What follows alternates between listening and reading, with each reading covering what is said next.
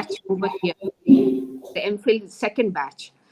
And I remember we used to have research seminar series on a Tuesday. Every Tuesday, we would be having lectures and all that with Dr. Nukhba. And today, I'm going to talk about what helped me. Everybody knows, like, contrary to other universities, we just have one semester to write our thesis. It's the same, isn't it, Dr. Nukhba? One semester, the last semester. Okay, I think yes, we have one semester. Yeah, I missed it. Yes, is it? Yeah, this is their last semester, and next semester they're writing their thesis. Yes. Contrary to other universities, we have one semester to write our thesis, whereas other universities have the whole year, like third and fourth semester. So, well, I think this is a plus because it's very concentrated. It's a very concentrated journey. And we've totally focused. We don't have any time actually to think or to, ruminate on our misery, so to speak. So we just have to concentrate on the task given. And you'll have your winter break, I think, in January, and then you'll just come back and you'll know that the deadlines for thesis submission are looming. Because I've been in the same place. I was this part of the second batch over here. And what I'm just talking about what worked for me. You'll get lots of tips, and the internet is full of lots of tips and, tricks for the literature view and technical writing and academic writing and all these things. But what you won't get is a very personalized journey. And there are certain tips that I realized later on that these things are very valuable when you're writing, even if you're writing a research paper. I'm obviously going to be writing a thesis after this whole seminar course, but when you're writing whole thesis, you have around 4 to 5 chapters, like the introduction, which has the literature review, the research methodology. Then you have your theoretical framework in the second chapter. Then you have in the third chapter some kind of analysis. The third and fourth and fifth is usually the conclusion. So you have 5 chapters usually that everyone will be focused on. You have your primary text and your secondary text. I won't get into technicalities, but I'll talk about what worked for me. And that's been very valuable, and it's helped me. For example, when I was co-editing this book with Routledge, that helped me, that keeping a sort of schedule with, like, working and then researching and working on a book, and keeping even your own activities and your personal life and your sleep, and try to keep yourself sane. This regiment kind of works. I'm sorry I'm using a very harsh word, regiment, but that's what it is. You just make your own timetable or your structure and call it whatever you want. Okay, so the thing is that first of all, you get a timeline, an official timeline. Your supervisor will give you, or your HOD will give you an official timeline that you start from this time period, maybe February, the first week of February, and you submit by May, June, or July. It depends. So you have around 4 to 5 months, sometimes 3 or 4 months. We had to submit. We started after the winter break in January, and we had to submit around the end of May. And that was that at that time it felt like, oh my God, we don't have any time. What is this? But then no, thank you. The slides are just there was just an outline. I don't need them really. Okay. So what it is that first of all, make your own personal timeline. When you're making your personal timeline, it's like it's parallel to the official timeline, but it's very different. For example, if your official timeline says you have to submit 1 chapter in a month, why don't you make your personal timeline like within 3 weeks? Because you're never going to meet that deadline anyway, but at least you'll be near it. You'll go around 3.5 weeks. That personal timeline helps you keep track of your own journey, because I think you're not answerable to, like, in that sense, you're not answerable to your institute like that. Most of all, you're answerable to yourself. You've invested in that degree. You've paid for it. You're like you're paying with your time. Your time is an investment too. It's not just finances. Your time is is an investment too. So keep your own deadline, which is very important. Like, for example, if you have 3 weeks for a chapter, make your personal deadline should be 2 weeks. Like, it should run parallel, but kind of going further, like it's kind of preponing everything instead of like being really relaxed. It keeps you on your toes, these personal timelines. Then what, I've jotted a few notes down, I'm just referring to them.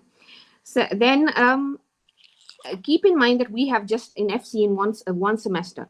Okay, now another thing that really helped me is that I used to have one notebook for my thesis. I divided it into 5 chapters. Like, the chapters that I started out with, the structure, the outline, I divided that notebook into 5 sections. And whenever I found something that I thought, well, this is a good quote, and I might put this in somewhere, like referring back to notes is a bit tricky. Like, you'll never find your notes anyway. There are going to be about 10 or 15 or 20 readings for one chapter, and you'll never really be able to find those. So I used to write down, like, not a big thing, but like page number 7 of maybe Stuart Hall's chapter. And I would maybe sometimes write down that quote too and put it in MLA as well. That saves a lot of time. You don't have to refer back to your notes, to just to find the references. I'm sure you've written your term assignments by now, a lot of them. You've done 2 semesters. This is the last semester before your thesis writing. So you would know that going back to find references, it can be very, very frustrating at times. So if you write down the reference in MLA, I think you're following the MLA like we did. So that becomes very convenient. It's very facilitating. When you just open that, you have your reference ready. Another tip that I like to give for the reference list is that open a Word document and start documenting the references as you are going. You might not need all of them later on, but believe me, it saves a lot of time. आप reference list साथ साथ बना लें. Like, make your reference list in parallel with your writing. And cliched as it might sound, but yes, you have to write every single day. That's just going to save yourself from a lot of like agony later on. To write every single day, that's very, very necessary. you know I had bad days as well when I didn't feel like writing. Then I just maybe wrote 3 lines. I typed in 3 lines. Start the typing straight away, because the typing kind of makes you accountable, not like writing with your like handwriting it, but type it. Make that Word document with your thesis and all the syllabus and the course code and everything, and start writing, because there is no other way around it. The more you think about it, the more it will lead to like procrastinating. Let me be very honest here. I wasn't perfect in this journey at all. I actually wasted a whole month. We were supposed to start writing in February. We could have started writing in a winter break, but obviously we need a break as well. I was supposed to start writing in February, but I would open my notes and I would just read through them and I would say, well, I'm not getting any ideas. And I wasted the whole month of February, which looking back in hindsight, it was not a good idea. But then when March the 1st, I remember I said, like, this is too much. The deadline is just looming over my head now. So I started typing. I opened a Word document, named that, saved that on my desktop as thesis, and I started writing. And that is when you get into the flow. Handwriting it's really like writing on your notebook. That's not going to lead you anywhere. When you have that whole real thing in front of you, and you have to say, oh my god, I have to write maybe 25,000 to 30,000 or 35,000 words, and then you'll just reach about 1,000 a day. That will keep you running, because there's this word count in it, and you don't have to count, and it kind of scares you and spurs you on in the same moment. So that's very useful. And at the end, or as a separate Word file, start typing your references. Like if it's a URL, if you copied something from the internet, the URL, you're not going to find that URL again. And keep the access date as well on, you can enter the access date, because sometimes the URLs on the internet, they just disappear. So at least you'd have some documentation, you accessed it, which day, which year, and you'll be good to go. For example, if you access something now or in January and it's not there in August, what will you do? How will you go back to it? So you have your references will come together as you are finishing your thesis. That's very useful. I still remember the references that I left. I said, oh well, okay, it's a lazy day and I'll manage something later on. I'd never found those again, and I had to literally cut out 2 or 3 quotes from my thesis because I could not find the references. And I thought, well, why did I lapse here? Why was that? And I wasted, actually, wasted is a better word. I wasted so much time on finding those references. I couldn't locate whether it was from the internet or whether it was from. I just thought, oh well, I'll do it sometime again. I don't want to do it today. And I literally paid for that with my time, and I had to, delete a few quotes because I couldn't find the references later on. So you never find anything later on. That's the rule of life. You never do.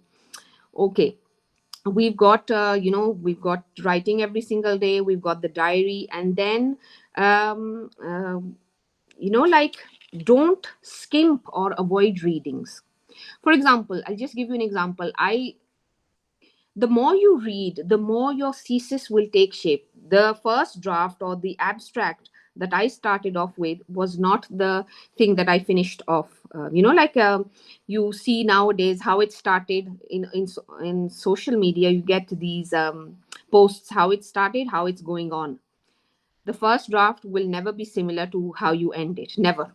I started off with something. Now, if I see the first drafts, which I still have, and we remember that Dr. Nukhba used to put those abstracts on a projector with all her track changes and her comments. I'm sure she still does that very meticulously still. So she used to do that with our abstracts as well, and we were like so ashamed of our mistakes. It was like, literally covered in red comments. So, the thing that we started out with was never the thing that we finished off with. So that's okay. There's nothing that, it shouldn't really daunt you. This shouldn't daunt you. Don't be afraid of making changes. And that will only be possible if you don't skimp over or you don't avoid readings. Readings are very necessary. Yes, I started with race, right? And I talked about the 19th or the 18th century idea about race, which was colored by religion and by colonialism, and all that, like the biblical concept of race. Like, it wasn't actually the biblical concept, but because black stood for evil, so like black people were by default considered evil or savages, like that. So I started off with that, and then because I was reading and reading, I suddenly found, well, this is not enough.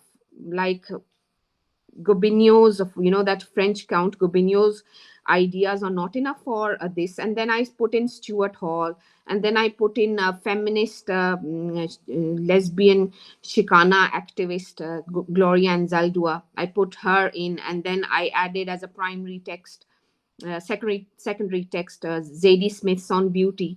I put that in, and that was only possible because readings. It's not that I was an excellent student or something like that. It's just that Dr. Nukba and all our other teachers made us read quite a lot. I remember all the handouts and everything. They made us read, and that's actually it's really valuable. Now, what I mean to say is that if I started out with, for example, Stuart Hall, I never knew. I found out through his readings that he's really influenced by Gramsci and Antonio Gramsci. And I thought, well, how can he be influenced by Gramsci? And then I found Stuart Hall's essay, Gramsci's ideas about the relevance of race. Stuart Hall's essay, sorry, Gramsci's relevance. And then I had to read Gramsci. And I remember I got stuck on that essay.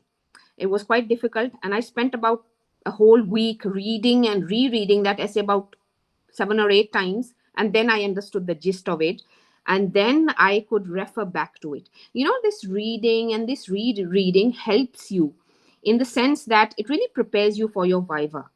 The viva is very important. It's a very important. You might be able to write, but if you can't defend what you're writing, that's very dangerous. I mean, I don't want to spell the four letter word out, but I mean, everybody knows it starts with an F and it ends with an L, but I don't want to spell that out. You can get asked questions from any area of your thesis, and literally I think you should know it by heart.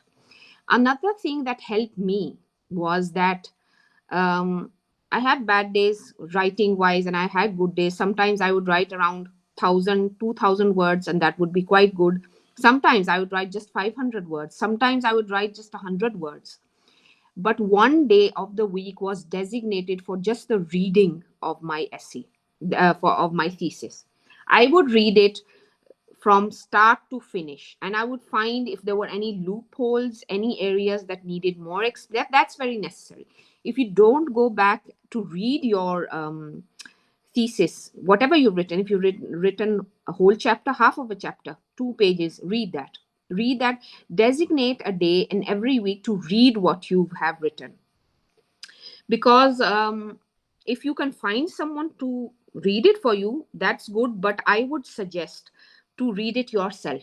That will really help you in identifying loopholes, or you can say any loose ends. And you might have to put in a reference somewhere. It might be simply nothing more than the bit of a few typos or a few spelling mistakes, but it really helps. So, reading goes along with writing. I wouldn't suggest to read every single day your whole thesis. Yes, you can read from a page behind and start reading so you get into the flow. And not to say that I was totally typing my thesis the whole 3.5 months. The thing was that I had sometimes bad days as well. I wouldn't feel like writing or even reading. I would take a day off. Rest is also I would take a day off. I would take maybe a Saturday off or a Sunday off from writing, and I wouldn't write that day. But then just 1 or 2 days off, not more than that, because the more days you take off, the more far away it will take you from the finishing line. So I mean, I think these are the tips that helped me. And I suppose they might really help you as well, because I mean, nobody's perfect, but yes, we all learn from our journeys. And it's not just for thesis writing, it's for the writing of any research article, or like anything that uh, and even a term assignment. If you're writing 6,000 words, 7,000 words for a term assignment, this is going to help. You're not going to do it in one day, you're not going to do it overnight is something impossible. You can do your school homework overnight. That's not even a good idea. But you cannot do your term assignment or your thesis overnight. So these are the things that really helped me, and that's about it. That's all. This is that's my journey that I really like to stick with. I tell that to my students too, that it really helps to have a roadmap. It's like a kind of personalized roadmap. And without a roadmap, like it's like a journey. You can't go from A to B without some kind of preparation, some kind of journey, snacks, whatever. But just be consistent. Consistency is going to take you places, and it will also it will heighten the standard of your research. If you are reading every single day, you are writing, you are making sure of your references, that is going to help you. And you're not going to resort to like shortcuts. You're not going to resort to taking chunks out or just stacking. I remember this term, stacking, that Dr. Nukwa introduced us to. It is stacking. She'd always say, don't stack your references. Like, create a connection between one point and some kind of quotation or a reference. Like, prove your point. Where even in the literature views, avoid stacking, just putting in references or quotes for the sake of it, or just quoting big authors or critics just for the sake of it. Yes, another thing that I remember, it's very necessary, is that don't go for anything fancy, like you might think that talking about Foucault or anyone else, it's going to look very intellectually, like what should I say? It's kind of going to intellectually elevate your research. It's not going to intellectually elevate your research if you don't know anything about Foucault. Like, stick to something that's easy for you and that will sustain your interest. You might be, interested in Foucault in the beginning just to show off and everything. But if Foucault doesn't interest you, you're not going to be able to have a connection, develop a connection, a research connection with Foucault over 3 months, 4 months, 5 months. That's not going to be possible. You're going to be bored to death by Foucault. So the thing is that stick to something that you feel comfortable in, you feel that will sustain your interest for the next 4 or 5 months, that you feel comfortable and that actually piques your interest. You want to learn about it. You actually want to learn about it. Instead of, don't be pressurized by a classmate or a peer from some other university who's working on maybe some a fancy name.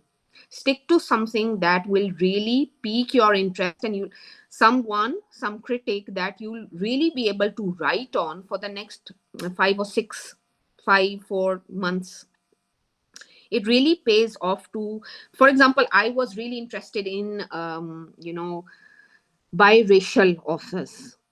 It was something that really interested me. I was interested in the Black British scene. I was interested in Stuart Hall. Again, he was a Jamaican who settled in Britain. Then there was Zadie Smith, who is she's a Black British author. Then we have Anzaldua, who again is biracial. So biracialism, because it interested me, so I wanted to do it, and I didn't opt for anything fancy. I think the rest of my class might have opted for something more fancy, but I felt this was something I was interested in.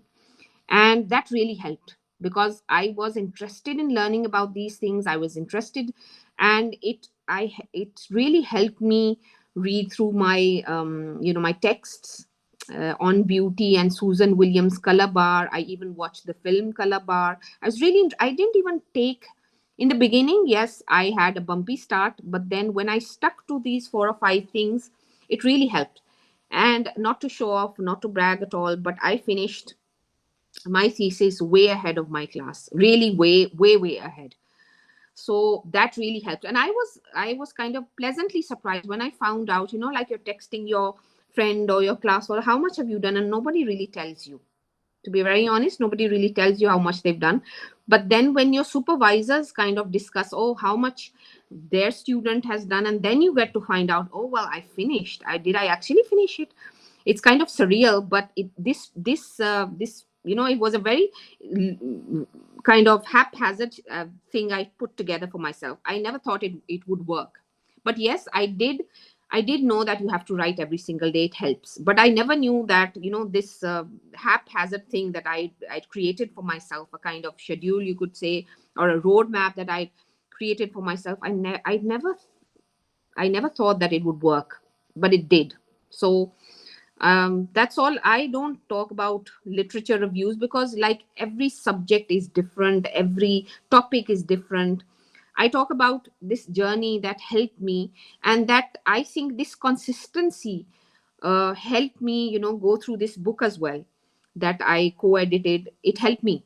Like, your personal timeline is important in whatever you are doing, especially in research.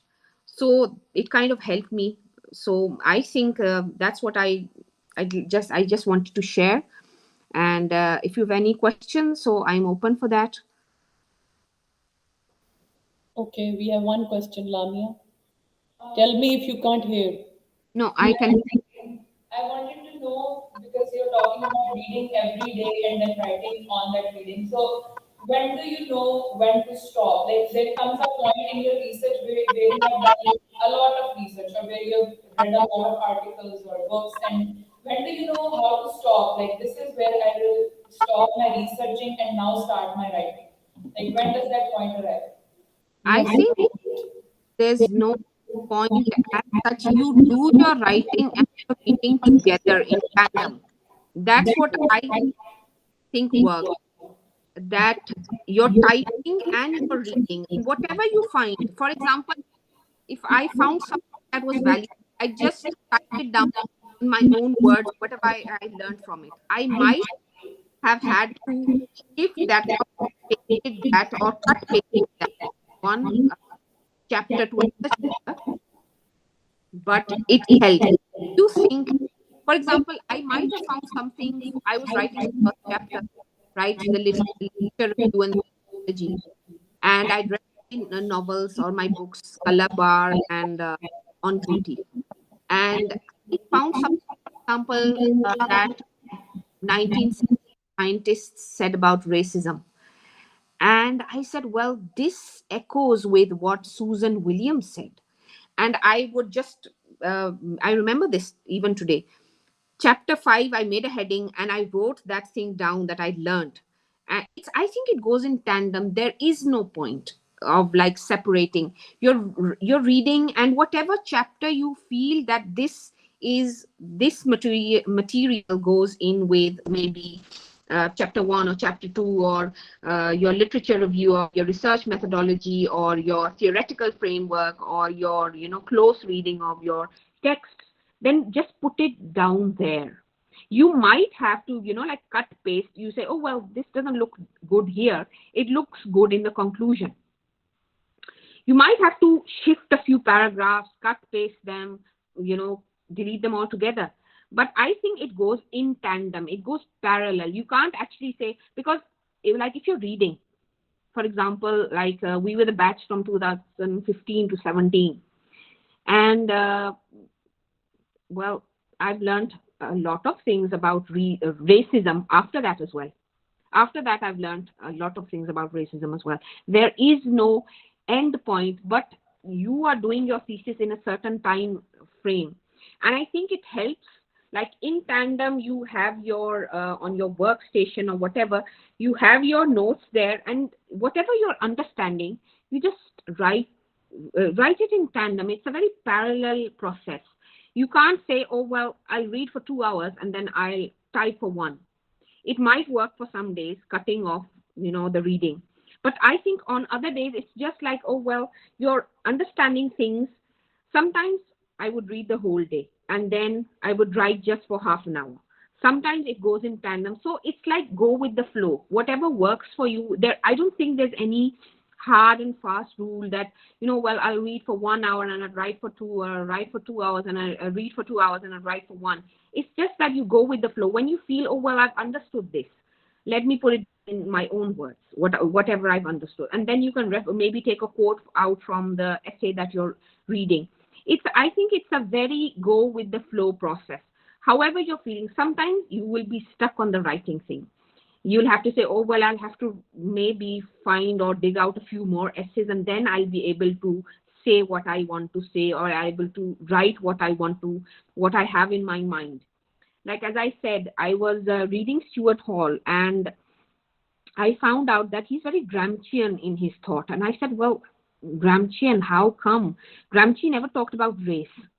And then I found out Stuart Hall's essay, Gramsci's ideas about the relevance of race. I might have got the title a bit wrong with the articles, the and the does, but that's what it is. And I thought, well, that is. I got stuck there, and then I literally for 1 week I didn't actually write or type. I kept on reading that essay until I understood what Stuart Hall wants to say.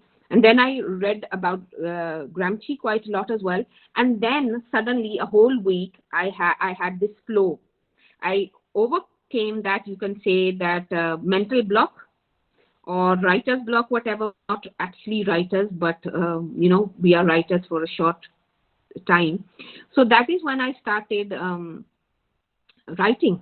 So it's like it's a kind of go with the flow process. Any other question?